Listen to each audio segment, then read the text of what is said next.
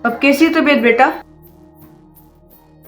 और मुझे पहले ये बता, तू बेहोश कैसे हो गया और तू बाहर कैसे चला गया? कैसे मतलब क्यों चला गया था? अरे वो अभी अभी उठा है, उससे पहले कुछ तो नाश्ते को दे दो और फिर सवाल पूछना, और वो भी एक एक, ठीक है?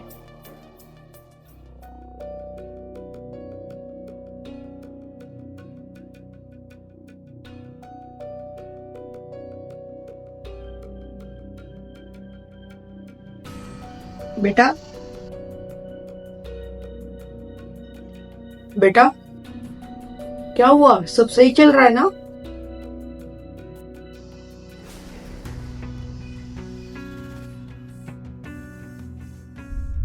सुबह जब मैं अंश को पूछ रही थी तो आपने मुझे क्यों रोका? देखो, as your mother I can understand your feelings, but मैंने ये ऑब्जर्व किया कि कल जब से वो घर पे आया है तब से कुछ अलग ही बिहेव कर रहा है। वही तो मैं पूछने वाली थी ना। पता है, पर टाइमिंग गलत थी। वो हमें सुबह बाहर बेहोश मिला, मतलब उसके साथ रात में कुछ तो हुआ है। इसीलिए मैं कहती थी, पर नहीं, मेरा बेटा बहादुर है, वो अकेला सोएगा। अरे वो मैंने नहीं, खुद उसने कहा था। वो तो बच्चा है, पर आप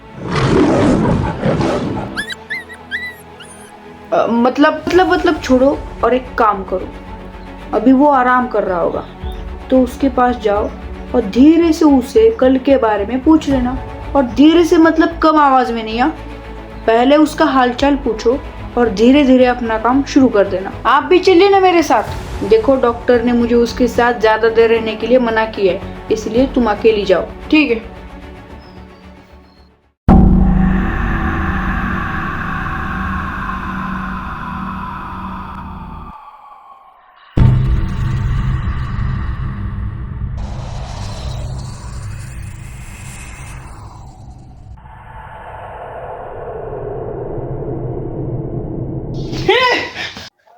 अरे बेटा, मैं हूँ तुम्हारी माँ। और ये क्या है? खिड़की दरवाजे सब बंद क्यों किया हुआ है?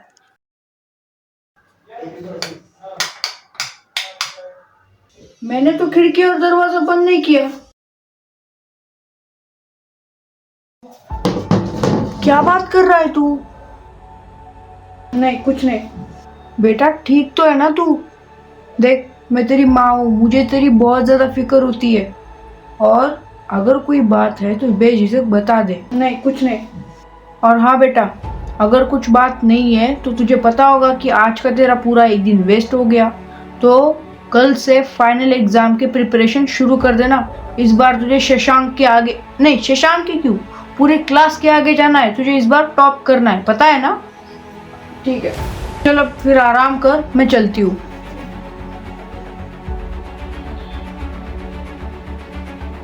क्या हुआ? क्या कहा उसने? मैं जैसे ही उसे उठाने गई वो डर गया और अलग ही बर्ताव कर रहा था। तभी डॉक्टर ने मुझे ऐसा कहा। देखो सर, आपके बेटे को कोई फिजिकल प्रॉब्लम नहीं है, पर उसको मेंटल रेस्ट की ज़रूरत है। नहीं, ऐसा कुछ नहीं है। और वैसे भी अभी उसके फाइनल एग्जाम्स आने वाले और इस बार उसको टॉप करना है। बात तो सही है। लगता है डॉक्टर हमें चूना लगा के चले गए। देखिए आप खामखा टेंशन ले रहे। आपने उस दिन कहा था ना आपको एक पुरानी फिल्म देखनी है, वो देखते हैं, थोड़ा रिलैक्स हुई है। चलो। ये क्या हो रहा है मेरे साथ? मुझे उस दिन की सारी बातें मम्मी पापा को बतानी पड़ेगी। ये रिमोट बिना कभी चलता ही नहीं है ठीक से।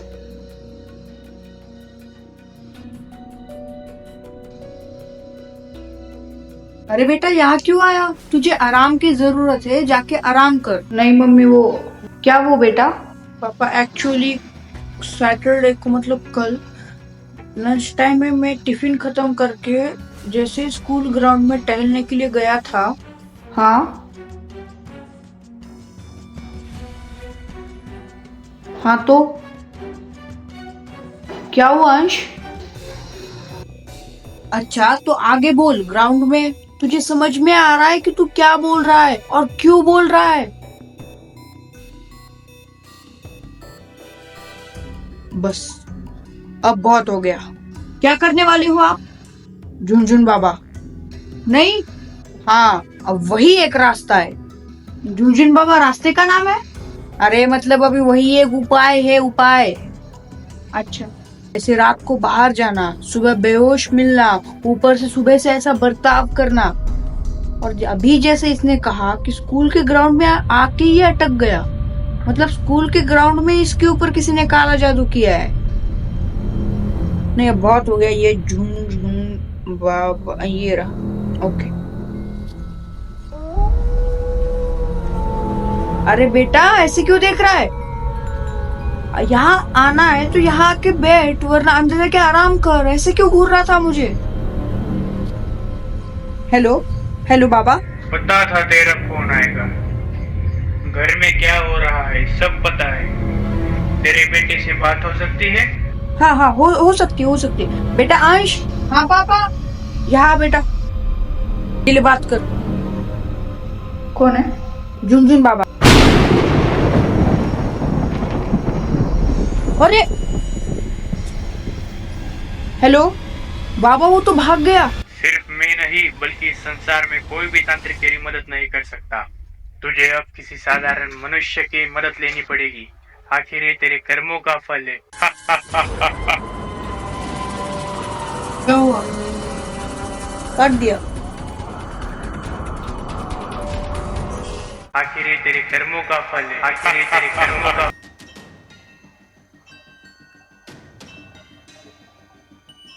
अब आप भी अंश जैसा क्यों कर रहे हो? मैं सोच रहा था कि मैं इसे कैसे भूल गया। किन्हें?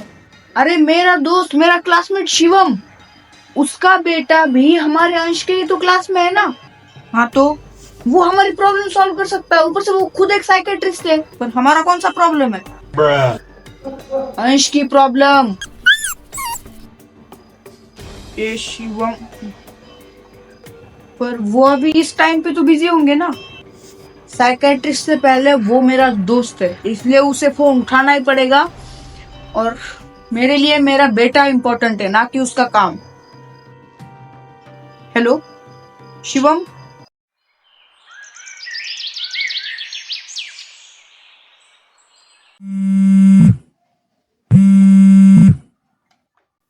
हेलो। हाँ सुन, मैं अभी तेरे घर पे आ रहा हूँ, पर तुझे एक काम करना है। क्या? दरवाजे और खिड़कियां बंद रखना और तुम दोनों एक साइड और अंश तुम्हारे एडजेसेंट साइड पे बैठा होना चाहिए, ताकि जैसे ही मैं दरवाजा खोलूंगा वैसे ही उसकी नजर मुझ पे आए। हाँ हो जाएगा।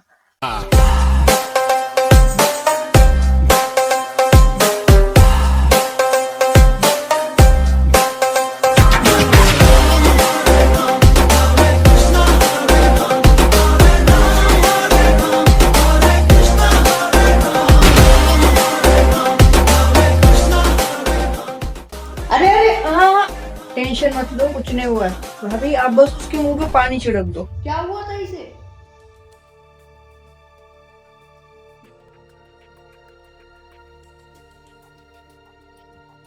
बेटा उस दिन जो भी हुआ उसके लिए I am really really sorry.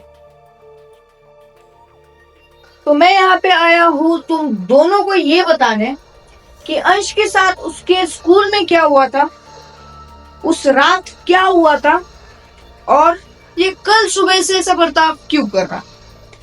ये घटनाएं जिसके साथ हुई थी हम उसको ही पूछ लेते, पर आई एम गारंटीड कि अंश ये नहीं बता पाएगा, तो इसलिए मैं बताऊंगा। और अगर कोई गलती होती है तो अंश you can correct me, okay.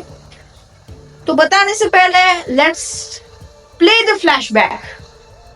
तो मैंने उस दिन मेरे बेटे को पूछा, और बेटा कैसी चल रही है पढ़ाई, कौन है तुम्हारे आगे पीछे, क्या स्कोर आ रहा है आजकल। पापा पढ़ाई तो अच्छी चल रही है और फिलहाल 4 स्टूडेंट्स है मेरे आगे, और वो शर्मा जी का बेटा वो तो टॉप 10 में भी नहीं है, पर हाँ वो हमेशा पढ़ाई पढ़ाई करते रहता है, पर फिर भी टॉप 10 में भी नहीं है। अच्छा हाँ, और वो स्कूल के अदर करिकुलम एक्टिविटीज में भी कभी पार्टिसिपेट नहीं करता, बस foundation classes, abacus classes, olympiad classes और स्कूल के सब्जेक्ट क्लासेस में बिजी रहता है। तो उसकी कोई ऐसी आदत है जो वो हर रोज स्कूल में करता हो। वो पूरे स्कूल टाइम का तो पता नहीं, पर लंच टाइम में स्कूल के ग्राउंड में टहलता है। अच्छा ठीक है, पर ये बात किसी को बताना मत कि मैंने तुम्हें उसके बारे में कुछ पूछा था, ठीक है।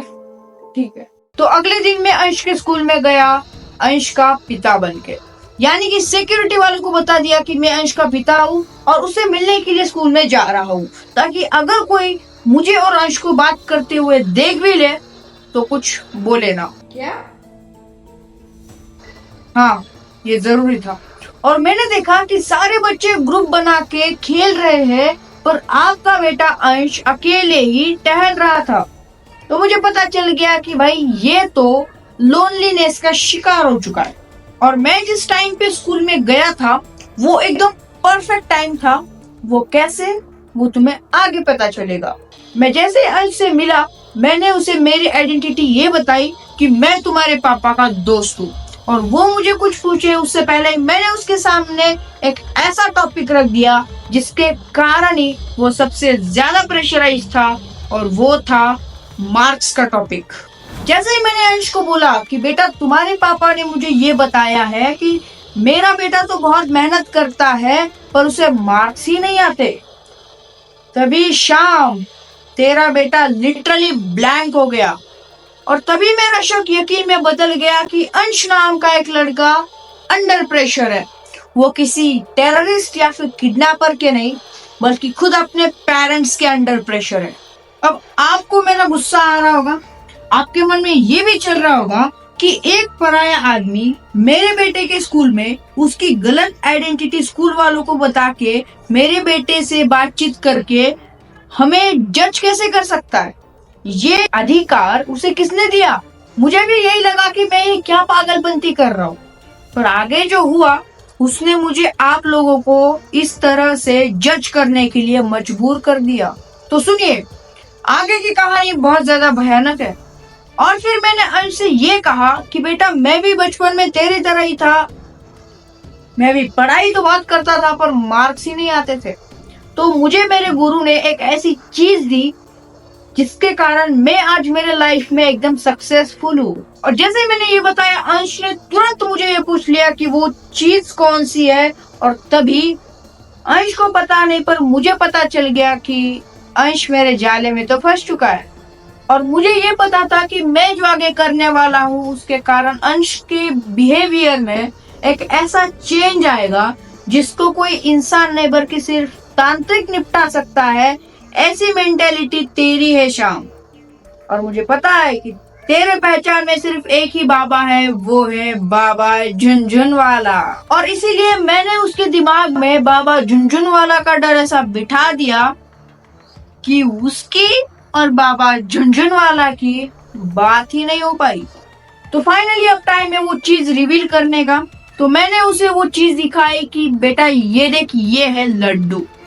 अगर तू इस लड्डू को खाता है तो तेरे मार्क्स बढ़ सकते हैं। इस लड्डू को खाने से बहुत ज्यादा फायदा है, पर उसके लिए 2 शर्त भी है। अगर तू इस लड्डू को नहीं खाता तो तेरे मार्क्स हाफ डिवाइड हो जाएंगे, यानी कि अगर तुझे किसी सब्जेक्ट में 80 आउट ऑफ 80 मिल गए तो तेरे हो जाएंगे 40 मार्क्स। फिर मैंने उसे दूसरी शर्त ये बताई कि अगर गलती से तू इस लड्डू को फेंक देता है या फिर ये लड्डू जो कि मैंने तेरे लिए दिया है पर कोई और खा लेता है, तो तेरे साथ हो जाएंगी कुछ पैरानॉर्मल एक्टिविटीज।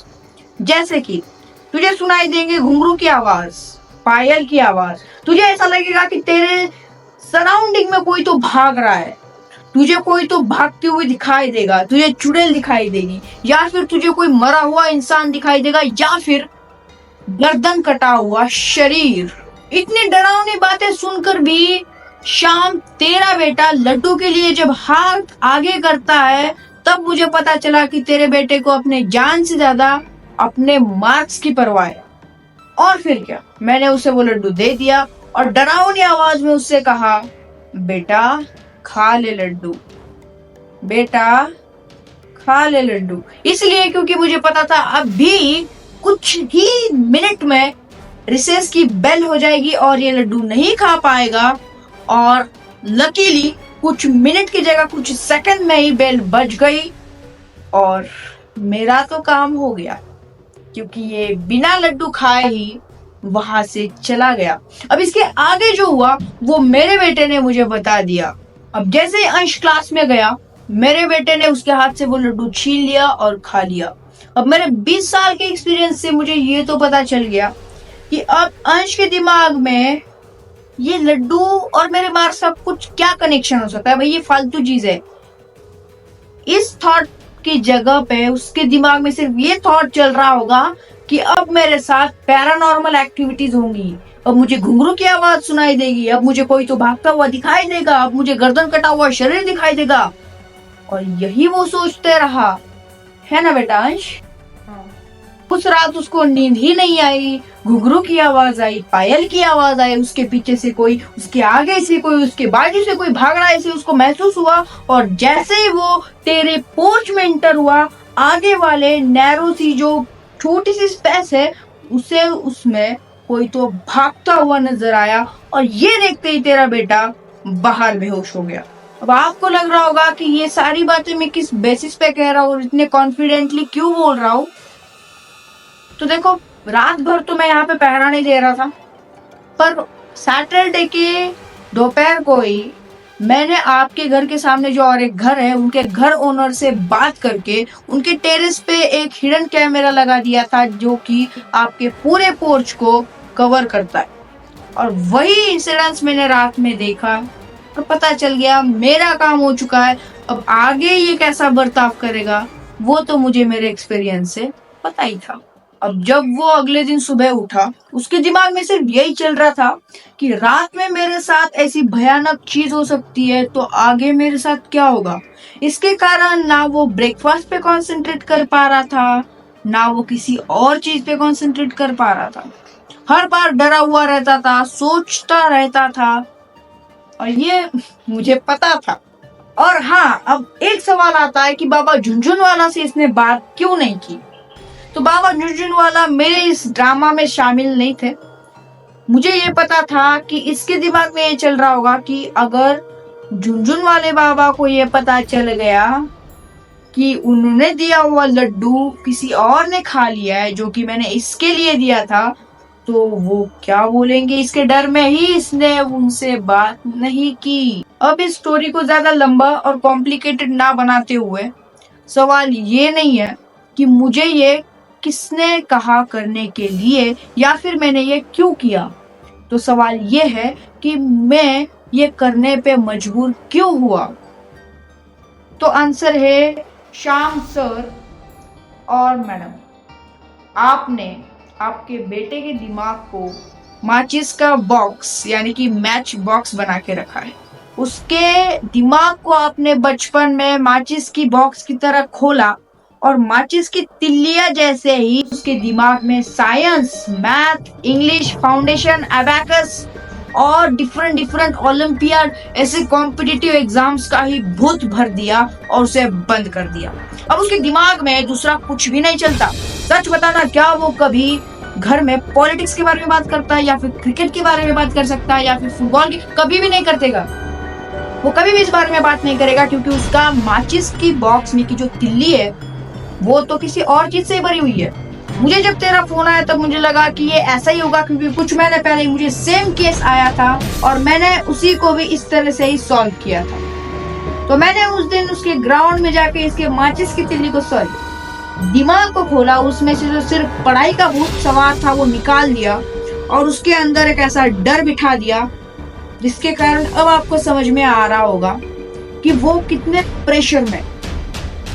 ये ऐसी चीज है जो कि वो छुपा नहीं सकता, पर पढ़ाई का बोझ उसने छुपा दिया था और वो स्ट्रेस उसके मेंटल और फिजिकल दोनों हेल्थ को खराब कर रहा। अब बोलो, आपने इतना प्रेशराइज किया, उसका आपको क्या फल मिला?